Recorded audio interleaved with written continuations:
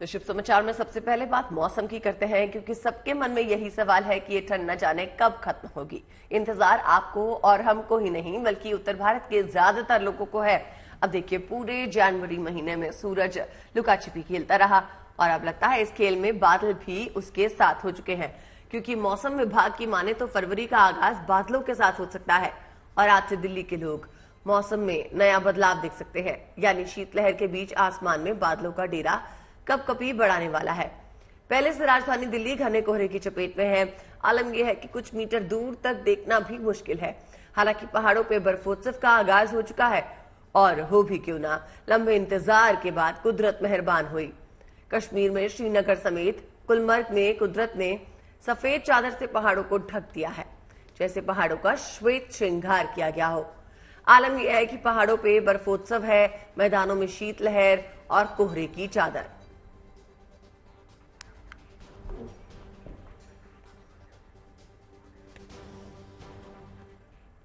तो कैसा रहने वाला है मौसम का मिजाज, चलिए एक एक करके समझते हैं। दरअसल मौसम विभाग ने कई राज्यों में 31 जनवरी से 4 फरवरी तक बारिश का अलर्ट जारी किया है। जो कोहरा आपको नजर आ रहा है, उम्मीद है कि बारिश के बाद वो छट जाएगा। और अगर दिल्ली की बात करें तो सुबह के कोहरे के बाद दोपहर में धूप खिलने के आसार है। धूप की वजह से तापमान में मामूली बढ़ोतरी देखी जा सकेगी। कल दिल्ली और आसपास के इलाकों में हल्की बारिश की भविष्यवाणी भी है। मौसम का ये बदलाव पश्चिमी विक्षोभ की वजह से बताया जा रहा है।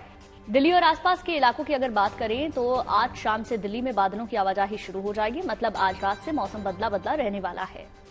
गुरुवार तक बारिश की वजह से तापमान में गिरावट की भविष्यवाणी है। मतलब ठिठुरन से दिल्ली वालों का पीछा अभी तो छूटता नजर नहीं आ रहा। उत्तर भारत में बिहार की अगर बात करें तो अगले 24 घंटे में कोहरे का अलर्ट है। मतलब बिहार के कई इलाकों में सूर्य की लुका छिपी जारी रहेगी। वहीं मौसम विभाग ने उत्तर प्रदेश और पंजाब में अभी भी शीतलहर की भविष्यवाणी की है। मतलब ठंडी हवाएं चलेंगी, बारिश के बाद ठिठुरन और बढ़ेगी। और उत्तर भारत के पंजाब की अगर बात करें तो मौसम विभाग ने यहाँ घने कोहरे को लेकर येलो अलर्ट जारी किया है। मतलब यहाँ सड़कों पे आवाजाही कोहरे की वजह से अभी भी प्रभावित रह सकती है। बिल्कुल, वहीं पहाड़ों पर सैलानियों का बर्फबारी का इंतजार अब खत्म हो गया है। एक बार फिर पहाड़ बर्फबारी से गुलजार हो चुके हैं। आमतौर से कश्मीर का ये नजारा दिसंबर में ही दिखने लगता है, लेकिन इस बार इंतजार कुछ और लंबा रहा है। लेकिन देर आए दुरुस्त आए, बर्फ की फाहों ने आखिरकार पहाड़ों की रंगत बढ़ा दी है। घाटी की फिजाओं में एक बार फिर से खुशियों के रंग बिखर गए हैं। क्या श्रीनगर, क्या गुलमर्ग, जहां तक नजर जाएगी हर तरफ आपको बर्फ ही बर्फ नजर आएगी। इस स्नोफॉल ने कश्मीर की वादियों में खुशियों की चमक को बिखेर दिया है, क्योंकि लंबे इंतजार के बाद आखिरकार पहाड़ों की चमक बढ़ गई है। सैलानियों का इंतजार खत्म हो गया है, तो वहीं लंबे समय से बर्फबारी का इंतजार कर रहे स्थानीय लोगों की खुशी का ठिकाना नहीं है।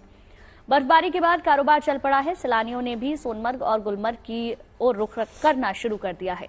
स्नोफॉल की सुंदरता ने एक बार फिर घाटी की रौनक को लौटा दिया है।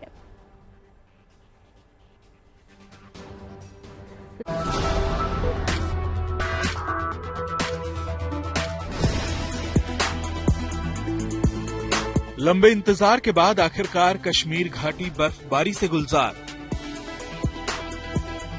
देर से ही सही, आखिर सैलानियों को मिला स्नोफॉल के बीच जश्न मनाने का मौका। आसमान से गिरती बर्फ का नजारा देख पूरी हुई मन की मुराद। कश्मीर घाटी में अरसे बाद हर चेहरे पर मुस्कान है। यहाँ मौजूद हर शख्स की आंखों में चमक है। आखिर हो भी क्यों ना, यहाँ बर्फबारी जो हुई है और वो भी मन्नतों के बाद, तभी तो सैलानी ही नहीं, यहाँ स्थानीय लोग भी स्नोफॉल का जमकर लुत्फ उठा रहे हैं। डीजे की धुन पर नाच रहे हैं, एक दूसरे पर बर्फ के गोले फेंक रहे हैं। यहाँ पे गुलमर्ग में आया हूँ और मुझे यहाँ पे खूब मजा आ रहा है। फुल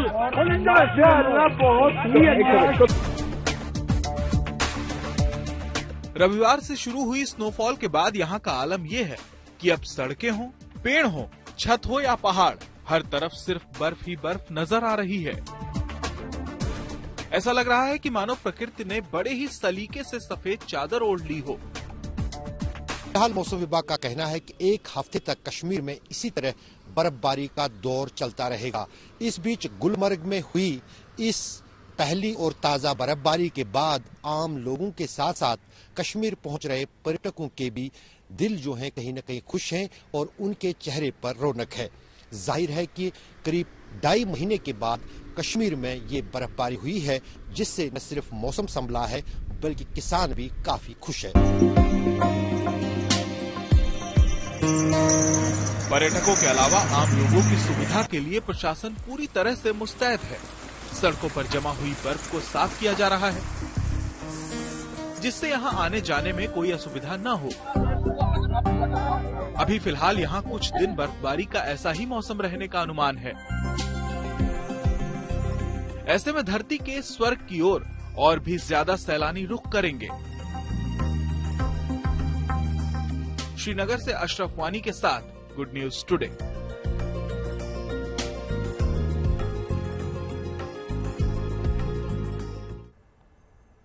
बर्फबारी की ऐसी ही खूबसूरत तस्वीर जम्मू कश्मीर के पुंछ से भी आई है। पहाड़ों पर पिछले 2 महीने से पड़े सूखे के बाद ताजा बर्फबारी हुई तो सैलानियों के चेहरे खिल गए, क्योंकि हर तरफ बर्फबारी का ये नजारा पर्यटकों के लिए गुड न्यूज लाया है। यानी जो सैलानी पहाड़ों का रुख करने के लिए सोच रहे हैं, उनके लिए बर्फबारी देखने का ये सही मौका है। पुंछ का नजारा कुछ ऐसा है, जिधर नजर दौड़ाओ उधर बर्फ है। पहाड़ों पर बर्फ, पेड़ों पर बर्फ। मौसम वैज्ञानिकों का मानना है कि आने वाले 3-4 दिनों में इसी तरीके से अच्छी बर्फबारी हो सकती है। तो देखिए, ये तस्वीरें जम्मू कश्मीर के पुंछ की हैं, जहां पर बर्फबारी से घाटी गुलजार है और इसी बर्फबारी का इंतजार पर्यटक बहुत पहले से कर रहे थे, क्योंकि ठंड जरूर पड़ी लेकिन बर्फबारी का जो दृश्य है वो पर्यटकों को देखने के लिए नहीं मिला था। लेकिन अब पर्यटकों के चेहरे भी खिल गए हैं और उम्मीद जताई जा रही है आने वाले 2 से 3 दिन इसी तरीके से बर्फबारी रह सकती है। तो जहां पहाड़ों पे बर्फबारी हो रही है, वहीं मैदानी इलाकों में कड़ाके की ठंड पड़ रही है। दिल्ली एनसीआर में शीतलहर और घना कोहरा देखने को मिल रहा है। दिल्ली के आरके पुरम में तो कोहरे से बुरा हाल है। सुबह के वक्त हालात ये थे कि विजिबिलिटी 0 हो गई, ना आसपास की बिल्डिंग दिख रही थी, ना ही पेड़ पौधे। मौसम विभाग का मानना है कि आने वाले दिनों में उत्तर भारत के मैदानी इलाकों में मौसम में बदलाव देखने को मिलेगा। अगले 1-2 दिन में दिल्ली एनसीआर में हल्की बारिश हो सकती है और उसके बाद मौसम सुहाना होने की उम्मीद है और साथ ही साथ कोहरा छटने की उम्मीद है। यानी जल्दी मौसम से जुड़ी गुड न्यूज आने वाली है।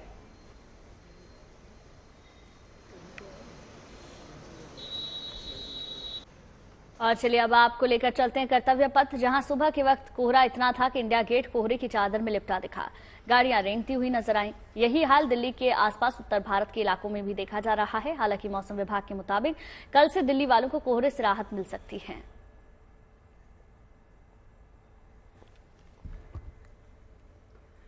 दिल्ली में घने कोहरे की वजह से उड़ानों पे भी प्रभाव पड़ रहा है। आसमान में हर तरफ धुंध की वजह से विजिबिलिटी काफी कम है। ऐसे में दिल्ली एयरपोर्ट पे यात्री खराब मौसम की वजह से लंबा इंतजार कर रहे हैं। कई फ्लाइट्स देरी से चल रही हैं। दिल्ली में आज न्यूनतम तापमान 8 डिग्री था और अधिकतम तापमान 22 डिग्री सेल्सियस रहने की उम्मीद है। कोहरे के बीच कैसा है दिल्ली का हाल, देखिए हमारे संवाददाता हिमांशु मिश्रा की रिपोर्ट।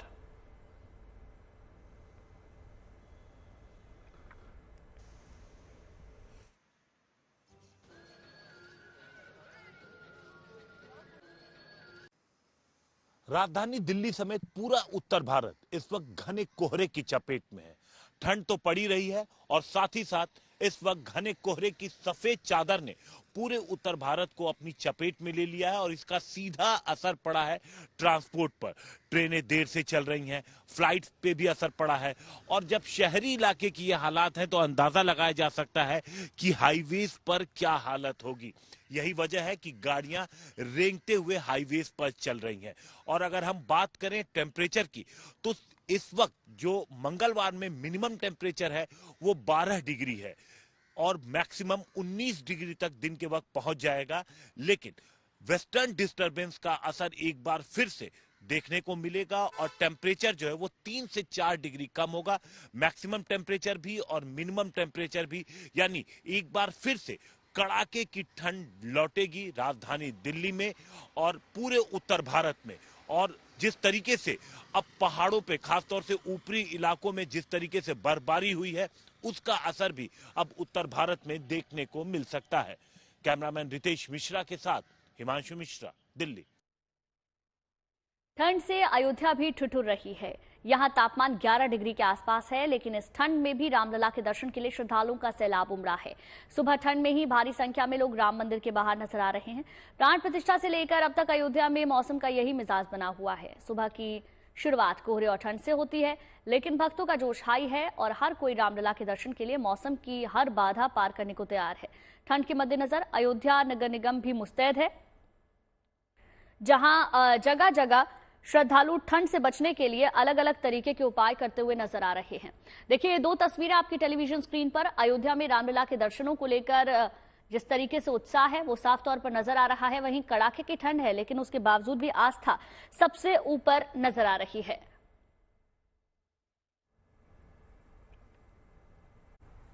और अब बात भारत की बुलेट ट्रेन की। लंबे समय से हाई स्पीड ट्रेन का सपना देख रहे देशवासियों की मुराद जल्द पूरी होने वाली है।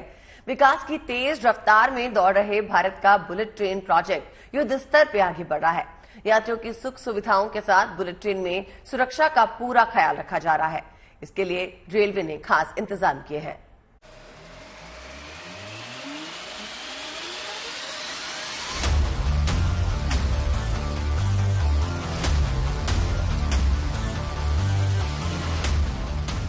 भारत में बुलेट ट्रेन का सपना जल्द साकार होने वाला है। मुंबई से अहमदाबाद के बीच बन रहे 508 किलोमीटर लंबे कॉरिडोर पर काम जारी है। यूं तो बुलेट ट्रेन की अधिकतम स्पीड 350 किलोमीटर प्रति घंटा होगी, लेकिन ट्रैक पर ये ट्रेन 320 किलोमीटर की स्पीड से दौड़ेगी। इतनी तेज रफ्तार के बीच यात्रियों की सुरक्षा को लेकर रेल प्रशासन सतर्क है। पूरे कॉरिडोर को इतना सुरक्षित बनाया जा रहा है कि भूकंप भी इसका कुछ न बिगाड़ पाए। इसके लिए रेलवे पूरे कॉरिडोर में सिस्मोमीटर लगाने जा रहा है। सिस्मोमीटर वो उपकरण है जो प्रारंभिक तरंगों के माध्यम से भूकंप का पता लगाएंगे और आपातकालीन सिस्टम को सक्रिय करेंगे। 508 किलोमीटर लंबे बुलेट ट्रेन कॉरिडोर में 28 सिस्मोमीटर लगाए जाएंगे। इनमें से 22 सिस्मोमीटर बुलेट ट्रेन रूट पर लगेंगे। महाराष्ट्र में आने वाले हिस्से में 8 सिस्मोमीटर लगाए जाएंगे। मुंबई, ठाणे, विराट और बोईसर जैसे इलाके चिन्हित किए गए हैं, जबकि गुजरात में आने वाले हिस्से में 14 सिस्मोमीटर लगेंगे, जिसमें बापी, बिलिमोरा, सूरत, भरूच, वडोदरा, आणंद, महिमदाबाद और अहमदाबाद होंगे। बाकी बचे 6 सिस्मोमीटर उन इलाकों में लगेंगे जो भूकंप को लेकर संवेदनशील माने जाते हैं, जिनमें 4 महाराष्ट्र के हैं, खेड़, रत्नागिरी, लातूर और पांगरी, जबकि 2 गुजरात के अदेसर और ओल्ड भुज में हैं। National high speed rail corporation limited ने सिस्मोमीटर लगाने के लिए जिन इलाकों का चयन किया है वो काफी अहम है, जहां पिछले 100 सालों में भूकंप की तीव्रता 5.5 से ज्यादा रही, वहां ये सिस्मोमीटर लगाए जा रहे हैं। अब ये भी जान लीजिए कि आपातकाल में बुलेट ट्रेन की मदद कैसे करेगा सिस्मोमीटर। सिस्मोमीटर प्रारंभिक तरंगों से भूकंप का पता लगाएगा। भूकंप के झटके की जानकारी होने पर सिस्टम एक्टिव हो जाएगा। ऑटोमेटिक सिस्टम से कॉरिडोर की बिजली अपने आप बंद हो जाएगी। बिजली सप्लाई बंद होने से आपातकालीन ब्रेक सक्रिय हो जाएंगे। भूकंप प्रभावित इलाकों में चल रही बुलेट ट्रेन रुक जाएगी। भारत में बुलेट ट्रेन प्रोजेक्ट प्रधानमंत्री नरेंद्र मोदी का ड्रीम प्रोजेक्ट है। ये प्रोजेक्ट भारत और जापान की अटूट दोस्ती की भी मिसाल है। रेलवे इस प्रोजेक्ट में किसी भी तरह की खामी नहीं छोड़ना चाहता। खास बात यह है कि बुलेट ट्रेन को भूकंप से सुरक्षित बनाने वाले इस पूरे प्रोजेक्ट पर जापानी विशेषज्ञ भी नजर बनाए हुए हैं। Bureau report, good news today. चलिए अब आपको लेकर चलते हैं माया नगरी मुंबई। मुंबई के लोगों को जल्द ही मेट्रो की सौगात मिलने जा रही है। यहां अंडरग्राउंड मेट्रो लाइन 3 पर तेजी से काम चल रहा है। इसके पहले चरण का काम पूरा हो चुका है, जबकि दूसरे चरण का काम भी अंतिम दौर में है।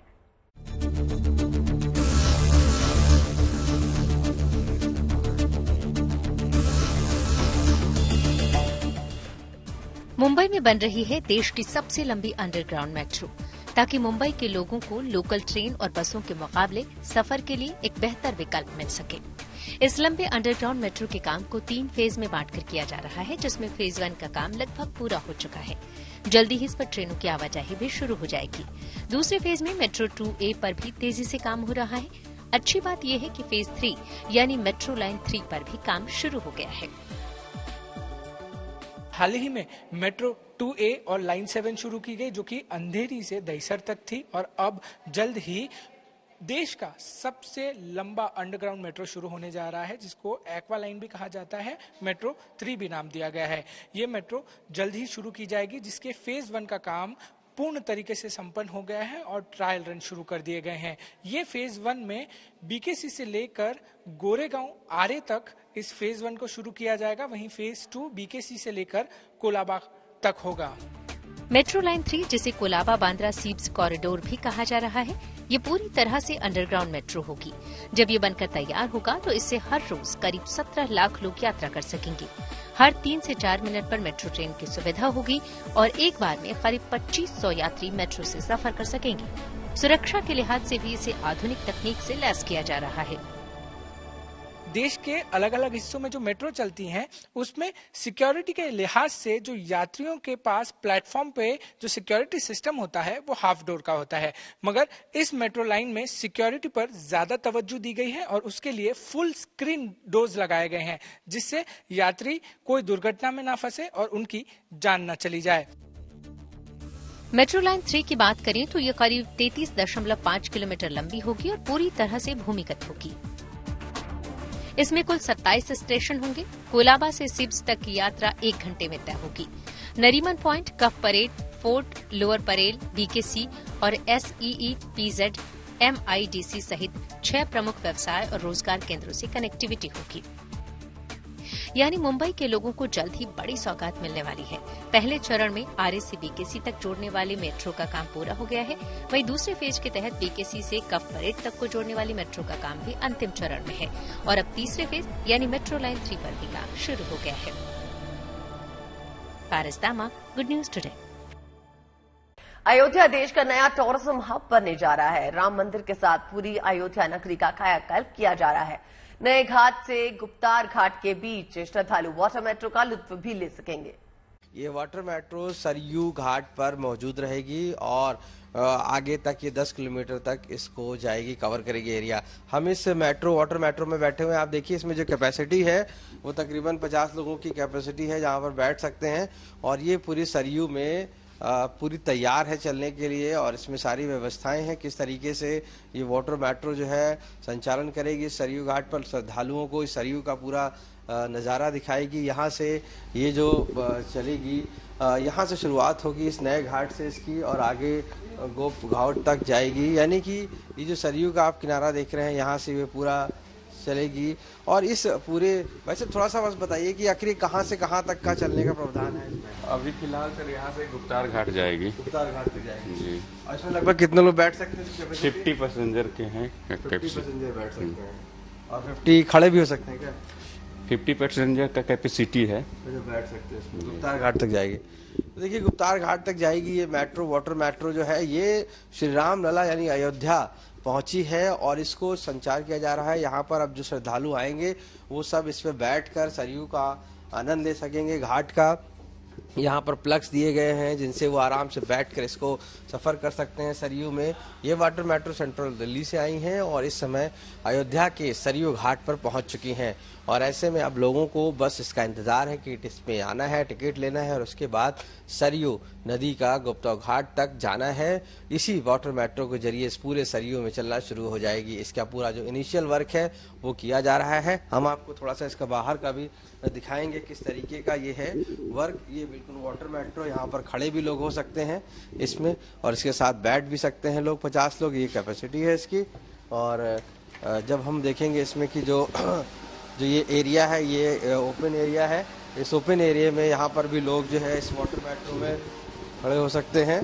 इसके साथ साथ आप देखिए कि यहाँ पर जो मशीन्स हैं ये लगी हुई हैं, ये भारतीय अंतर्देशीय जलमार्ग प्राधिकरण भारत सरकार के द्वारा है और इस पूरे इसमें आप देख सकते हैं कि किस तरीके से साफ तौर से यहाँ पर जो व्यवस्थाएं की गई हैं उन व्यवस्थाओं से स्लाइडिंग डोर है और अंदर बैठ के इस वाटर मेट्रो पे आराम से लोग अंदर तक जा सकते हैं।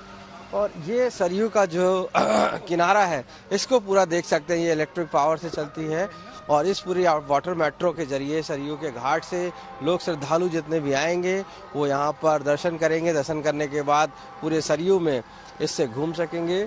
तो ये खास तौर से वाटर मेट्रो लाई गई है और ये साफ तौर से ये वाटर मेट्रो अयोध्या में श्री राम लला के दर्शन करने के दौरान जो सरयू घाट है वहाँ पर मौजूद है। और उसके बाद यहाँ से इस पूरे सरयू का जो आप किनारा देख सकते हैं, इसमें ये वाटर मेट्रो चलेगी। अभी तक स्टीमर चलते आए हैं, आप देख रहे हैं जैसे कि, लेकिन अब जो है इस वाटर मेट्रो के जरिए भी कहीं ना कहीं पूरा लोग सरयू का दर्शन कर पाएंगे, सरयू में नहा पाएंगे। तो ये अपने आप में एक खास तौर से वाटर मेट्रो का संचालन किया गया है, जिससे कि श्रद्धालु इसके जरिए अयोध्या का सरयू का आनंद ले सके और उसके साथ साथ पूरा राममय हो सके। रामलला की मनमोहक तस्वीर अब बाजार में भी छाने लगी है। सूरत में बालक राम की छवि 3D प्रिंटिंग के जरिए फैब्रिक पर उकेरी गई।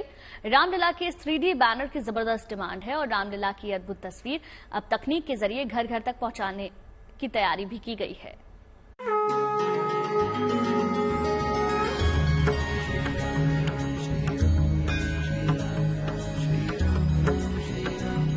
हर कोई अयोध्या धाम पहुंचकर इस मनमोहक मूरत को निहारना चाहता है, दिल में बसाना चाहता है, लेकिन सभी भक्तों के लिए ये मुमकिन नहीं। रामलला के प्रति भारत की अपार आस्था और प्रेम को देखते हुए बाजार भक्त और भगवान के बीच की दूरी को पाटने में जुटा है।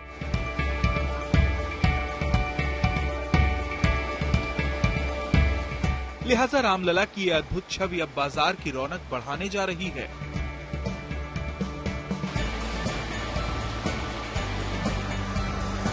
रामलला की अद्भुत छटा अब घर घर में पहुंचने वाली है। सूरत में तो रामलला की 3D प्रिंटिंग का काम शुरू भी हो गया है। यहाँ फैब्रिक पर डिजिटल प्रिंटिंग के जरिए रामलला के भव्य स्वरूप को उकेरने की कोशिश की गई है और इस 3D बैनर की बाजार में जबरदस्त डिमांड है। इसको फैब्रिक पे छापने के बाद हम लोगों को लगा कि हाँ वाकई में अब कोई चीज ऐसी है ये जो कि हूबहू रामलला की तस्वीर से मैच करती है, तो इसको हमने बाजार में उतारा है। इसके ऑर्डर्स आ रहे हैं और आप ये मान के चलिए करीब 8 से 9 हज़ार मीटर हम लोग कपड़ा इस पे प्रिंट कर चुके हैं और आगे भी डेली लोगों की इंक्वायरीज चालू हैं, ऑर्डर्स आ रहे हैं। पोस्टर्स के ऑर्डर्स हमारे पास हर जगह से आ रहे हैं, अयोध्या, बॉम्बे, असम, कलकत्ता और हरिद्वार तक से आ रहे हैं और हम लोग उन सबको डिस्पैच कर रहे हैं और बिल्कुल वही सेम 3D जो मूर्ति है वैसा ही सेम हम लोगों ने बनाया है।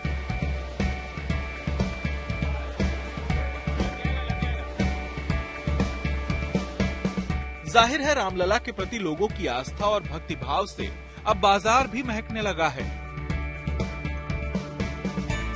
तकनीक के जरिए भक्तों की रामलला के दर्शनों की चाह पूरी हो रही है और बालक राम की अनुपम छवि उन तक पहुंचने लगी है। Bureau report, good news today.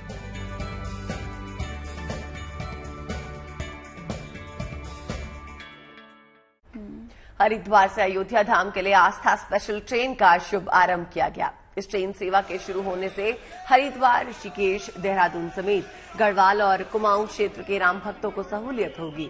Uttarakhand के मुख्यमंत्री पुष्कर सिंह धामी ने हरिद्वार रेलवे स्टेशन से इस आस्था स्पेशल ट्रेन को हरी झंडी दिखाकर रवाना किया। इस दौरान भक्तों का उत्साह देखने लायक था। हर दिन अयोध्या से बाकी जगहों की कनेक्टिविटी बेहतर हो रही है और रामनगरी में राम नाम की गूंज चारों दिशाओं में सुनाई दे रही है। भगवान राम के आदर्शों का मानव जीवन पर युगों युगों से प्रभाव देखने को मिला है। आज भी एक राम भक्त माता पिता को पालकी में बिठाकर रामलला के दर्शन के लिए अयोध्या धाम के सफर पर निकल पड़ा। देखिए आज के श्रवण कुमार की भक्ति और आध्यात्मिक ऊर्जा से भरी ये तस्वीर।